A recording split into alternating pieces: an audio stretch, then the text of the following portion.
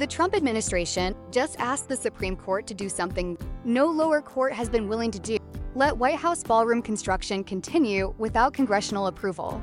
Solicitor General John Sauer filed the request, asking the justices to overturn rulings from both a federal trial court and the D.C. Circuit Court of Appeals. Both courts found the administration's ballroom spending unconstitutional. The appeals court put it bluntly: whether or not a massive ballroom should be constructed is for Congress to decide and is not a matter for executive presidential self-help. Congress holds the power of the purse, and according to legal analyst Glenn Kirschner, Congress actually rejected Trump's funding request for the project.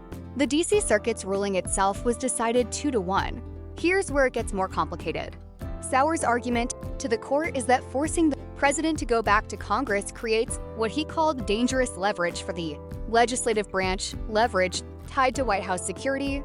Since the East Wing has already been demolished to make way for construction, Kirschner calls that reasoning circular. The administration acted unconstitutionally first, created a half-finished construction site, and is now pointing to that same site as justification to keep going.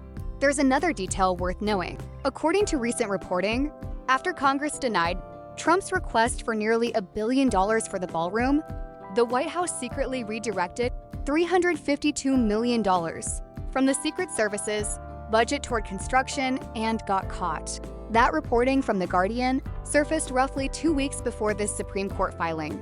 Kirschner warns the stakes go beyond one building. If the Supreme Court sides with the administration, he argues it effectively hands the president the power of the purse, a power the Constitution assigns to Congress alone. That reasoning could extend well beyond a ballroom to any project a president decides is urgent enough to justify acting first and asking permission later. The Supreme Court could rule through its so-called shadow docket without issuing a full written opinion explaining its reasoning, something Kirschner says has happened before and calls damaging to lower court judges whose detailed rulings could simply be reversed without explanation.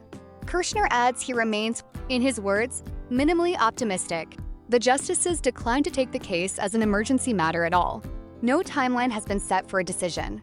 But both the ballroom's fate and a much bigger question about executive power now sits with the same 9 justices. If you want to know how the Supreme Court rules on this, subscribe, because this case could reshape what a president can spend without asking anyone first.